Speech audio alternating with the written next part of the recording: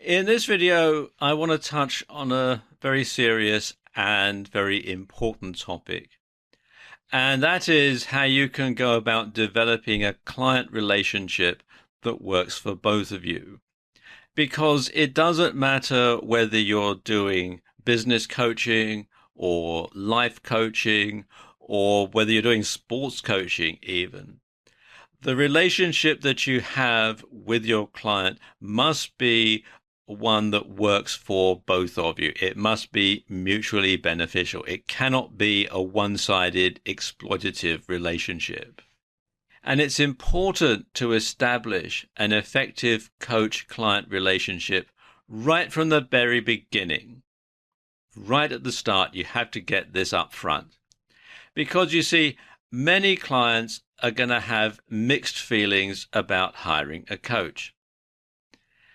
When you're coaching them, you're holding a mirror up to them, metaphorically, and they might not like what they see. And some may feel that you're going to be critical or judgmental. Now, that's something that you should never ever be, but unfortunately, that is how some clients are going to feel when they engage you for the first time, especially if it's their first experience of having a coach. So your first priority should be to put them at ease.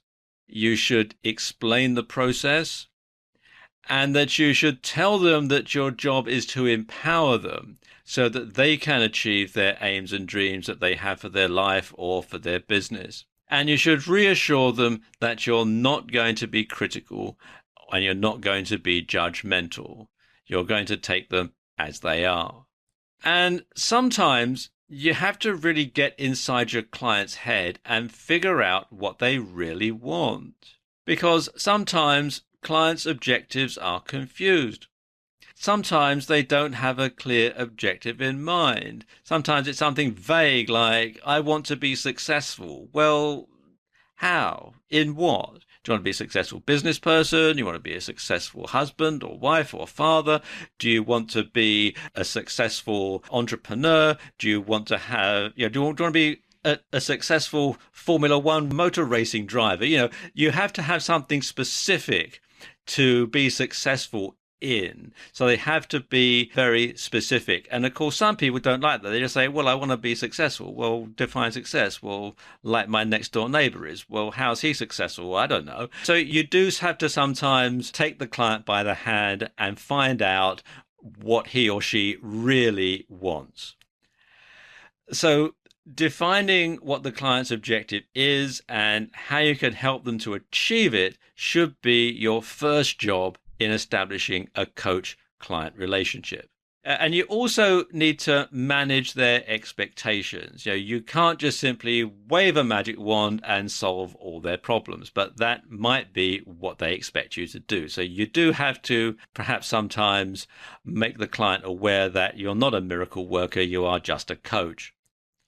And if during your initial conversation it becomes clear that the client's expectations are unreasonable or that you're not going to be able to help them, then you need to walk away.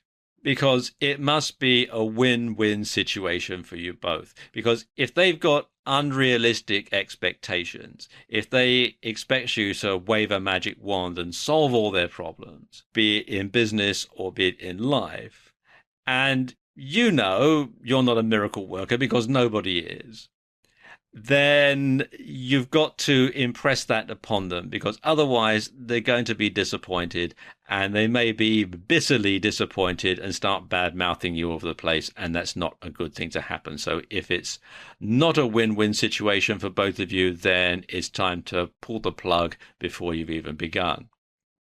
You also want to set boundaries for the work that you're going to do with your client. Now, these can be boundaries of things like session times or the venue where you're going to hold the session.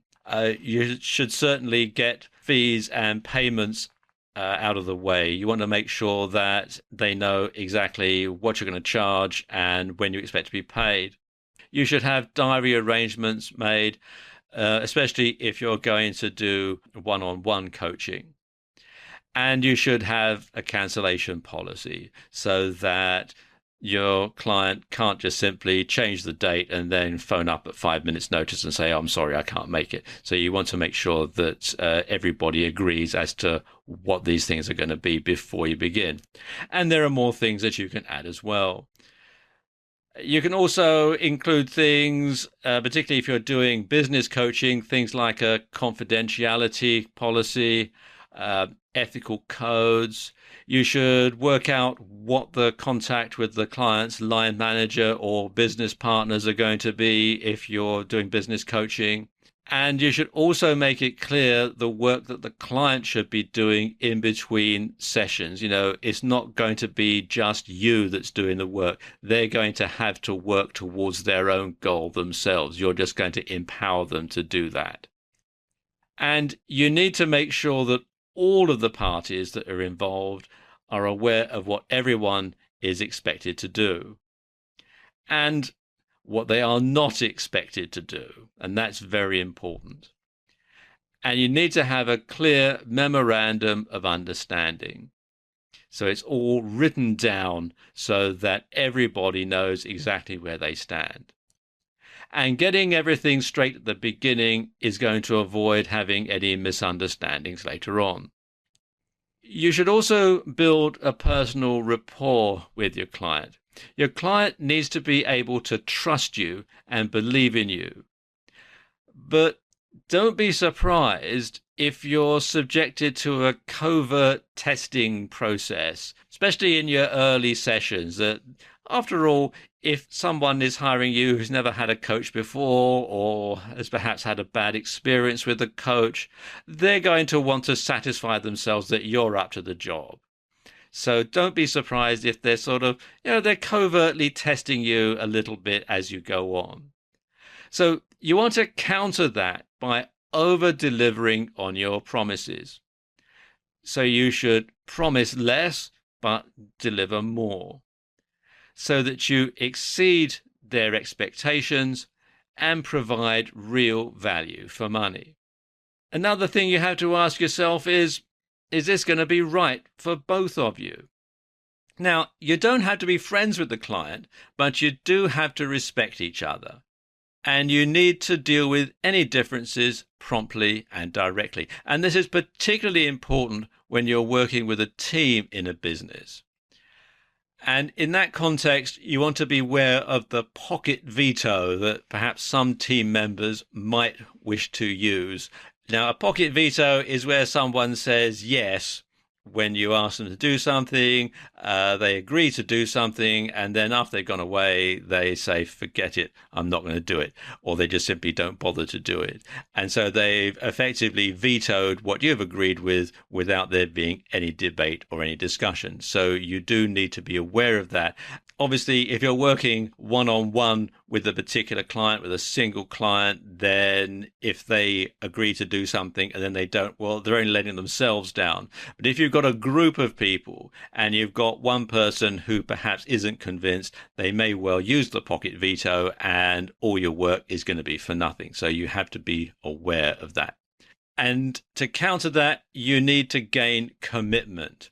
Once everybody starts working together and the client can see results, this will build quickly. But in the early stages, and again, if you're working with a team, this is going to be difficult, but it's not impossible. And you need to make sure that everybody who's involved in the coaching process is committed to the outcome that you've agreed on.